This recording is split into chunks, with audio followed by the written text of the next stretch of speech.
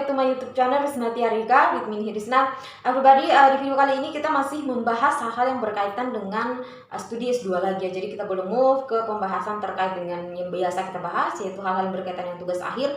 Kali ini kita fokus dulu membahas hal-hal yang berkaitan dengan S2, mungkin sampai beberapa video ke depannya baru kita move lagi di pembahasan terkait dengan tugas akhir dan hal-hal yang berkaitan dengan perkuliahan secara umum. Saya pribadi di video saya sebelumnya, video saya minggu yang lalu sepertinya ya, saya membahas hal-hal yang berkaitan dengan agenda lain mahasiswa S2 selain berkuliah. Dan dari video itu ada yang DM saya bertanya, Kak, apakah itu juga sama halnya dengan agenda lain yang dilakukan oleh mahasiswa S2 di IPB? Kurang lebih seperti itu ya pertanyaannya. Mungkin mereka bertanya seperti ini karena saya sering membawakan video terkait dengan hal-hal yang berkaitan dengan studi di IPB. Jadi mereka menganggap bahwa itu merupakan agenda lain yang sering dilakukan oleh mahasiswa IPB. Tapi sebenarnya yang saya jelaskan di video lalu itu pribadi secara general di beberapa kampus yang ada di Indonesia khususnya ya. Jadi itu dari cerita teman-temanku yang ada di kampus lain juga sering-sering bersama mereka ya terkait dengan bagaimana sih kehidupan mahasiswa S2 di kampus mereka seperti itu. Jadi secara general ya pribadi, bukan hal-hal yang berkaitan dengan IPB sebenarnya, tetapi kurang lebih sebagian besar penjelasan di sana itu sama halnya, ada beberapa yang sama dengan agenda lain mahasiswa S2 di IPB selain berkuliah.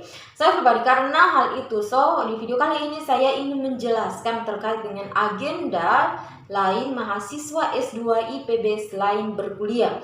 Jadi sebenarnya yang saya ingin jelaskan di sini pribadi secara keseluruhan sebenarnya kegiatan kita itu di kampus merupakan bagian dari perkuliahan ya, bagian dari kegiatan mahasiswa itu sendiri. Namun yang saya maksud kegiatan selain kuliah, jadi yang saya maksud kuliah di sini adalah ketika kita memasuki kelas, kemudian dosen memberikan kita materi dan misalnya kita mengerjakan tugas. Jadi selain itu maksudnya, walaupun sebenarnya beberapa tugas seperti tugas akhir tentunya kan diberikan juga oleh dosen, tetapi saya mengkategorikan di sini ketika dosen dalam kelas masuk, kemudian kita diberi materi atau diberi tugas selain itu ya, yang pribadi yang saya jelaskan agenda lain di sini. Oke, everybody, terkait dengan agenda lain mahasiswa S2 IPB selain berkuliah, yang pertama adalah menyusun kolokium dan juga menyusun naskah proposal. Jadi ini tuh sebenarnya bagian dari menyelesaikan tugas akhir, tapi pada umumnya kita tidak kuliahkan, kita hanya konsultasi dengan dosen pembimbing seperti itu ya pribadi. Jadi tidak masuk kelas seperti itu, maksudnya hanya berkonsultasi dengan dosen pembimbing, membuat suatu karya tulis ilmiah berbentuk draft kolokium dan juga draft proposal. Jadi itu yang pertama. Kemudian berikutnya pribadi, agenda lain mahasiswa S2 IPB selain berkuliah adalah menghadiri seminar, baik itu seminar kolokium maupun seminar hasil.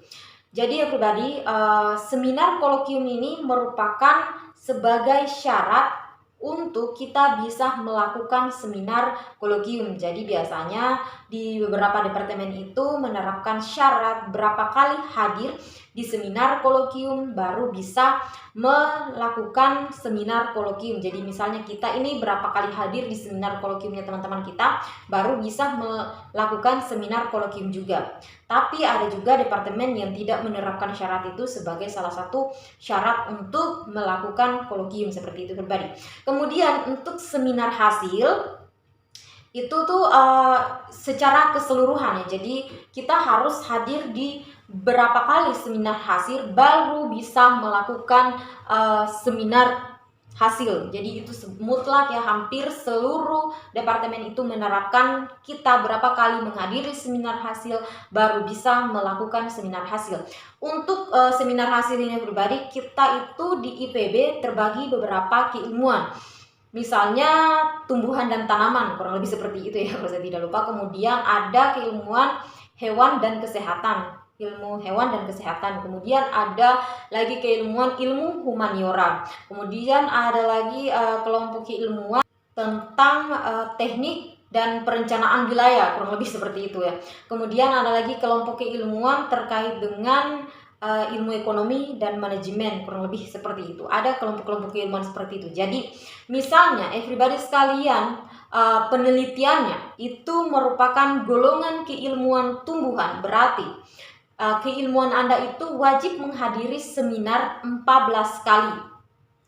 Kemudian untuk keilmuan-keilmuan lain, misalnya di ilmu humaniora, ilmu hewan dan kesehatan, ilmu keteknikan, kemudian ilmu manajemen, ekonomi dan manajemen, itu untuk peraturan sekarang ini, sepengalaman saya, minimal setiap keilmuan itu kita hadir 4 kali. Jadi di setiap kehadiran itu pribadi dicatat, namanya buku kuning atau kartu kuning. Jadi ada, kalau misalnya kita menghadiri seminar secara online, berarti kita menulisnya itu online keterangannya. Tetapi ketika kita menghadiri seminar offline, maka itu diparaf oleh moderatornya, seperti itu pribadi. Kemudian berikutnya adalah agenda lain mahasiswa S2 selain berkuliah adalah mengikuti kuliah umum. Jadi ada yang namanya kuliah umum itu sebagai syarat untuk kita bisa juga melakukan seminar. Di mana kuliah umum ini kalau kita di buku kuning itu ditulis di keilmuan sendiri di urutan ke-15. Jadi kuliah umum itu yang dibahas adalah terkait dengan bagaimana tata cara penulisan karya ilmiah di kampus IPB, dan itu wajib diikuti semua mahasiswa pasca sarjana tanpa terkecuali, seperti itu. Kemudian agenda lain mahasiswa S2 IPB selain berkuliah adalah melakukan sidang komisi atau biasa dikenal dengan sitkom. Jadi pribadi sitkom ini juga merupakan syarat untuk kita bisa melakukan kolokium. Untuk sitkom ini sendiri pribadi itu dihadiri oleh pembimbing kita saja dan kita sendiri, seperti itu. Jadi minimal sebelum kita mau melakukan seminar kolokium itu kita melakukan 1 kali sitkom. Kemudian berikutnya agenda lain adalah melakukan seminar kolokium.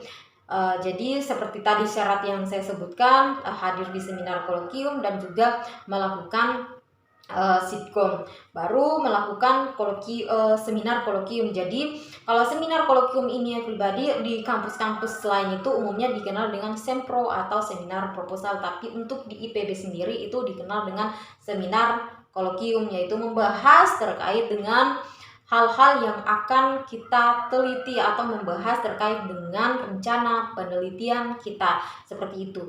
Kemudian berikutnya agenda lain yang kita lakukan adalah melakukan penelitian tentunya.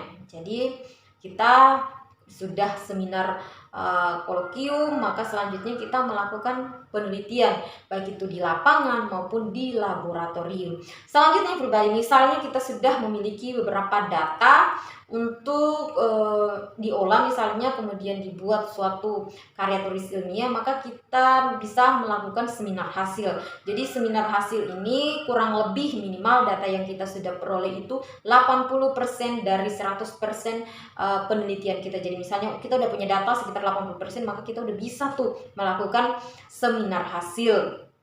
Selanjutnya pribadi, untuk seminar hasil ini itu syarat-syaratnya seperti yang saya sebutkan tadi, minimal kita sudah berapa kali mengikuti seminar atau kartu kuningnya kita sudah penuh, kemudian juga sudah mengikuti kuliah umum dan juga tentunya sudah sitkom, seperti itu. Kemudian berikutnya adalah melakukan publikasi ilmiah. Jadi sebagai salah satu syarat untuk kita bisa melakukan ujian tesis atau ujian tutup, dan juga ketika kita sudah selesai melakukan ujian tutup untuk mengambil SKL atau dinyatakan lulus, itu kita harus sudah memiliki publikasi. Jadi selain kita menulis hasil, menulis tesis, kita juga menulis publikasi. Jadi itu kegiatan kita ya, untuk untuk dipublikasikan di jurnal internasional maupun jurnal nasional, seperti itu. Jadi Publikasinya bisa di jurnal nasional maupun di jurnal internasional, baik itu Q1, Q2 maupun Q3, ataupun jurnal-jurnal nasional yang terindeskokus seperti itu everybody. Kemudian everybody, agenda lain mahasiswa S2 selain berkuliah adalah tentunya kita melakukan ujian tutup atau tesis. Jadi pastinya sebagai syarat untuk kita bisa lulus adalah melakukan ujian tutup atau tesis. Kemudian berikutnya everybody, kegiatan juga di luar hal-hal yang berkaitan dengan tugas akhir itu ada namanya kegiatan organisasi. Jadi sebenarnya di kampus itu untuk mahasiswa pasca sarjananya ada banyak sekali organisasi, tetapi untuk organisasi yang berkaitan dengan pasca itu ada yang namanya organisasi Himpas, yaitu Himpunan Mahasiswa Pasca Sarjana. Mungkin kalau di strata 1 S1 itu bisa disebut dengan BEM-nya. Jadi di sanalah organisasi Himpunan Mahasiswa Pasca Sarjana, seperti itu ya. So everybody, itulah hal-hal yang berkaitan dengan agenda lain mahasiswa S2 IPB selain melakukan perkuliahan.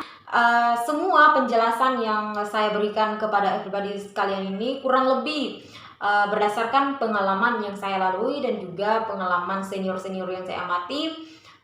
Mudah-mudahan bermanfaat bagi everybody sekalian dan mudah-mudahan menjawab pertanyaan yang everybody tanyakan ke saya. Saya kira cukup ya. Jika masih memiliki beberapa pertanyaan lagi, silakan saya tanyakan di kolom komentar. Thanks because you have watched my video. Meet again in the next video and bye-bye.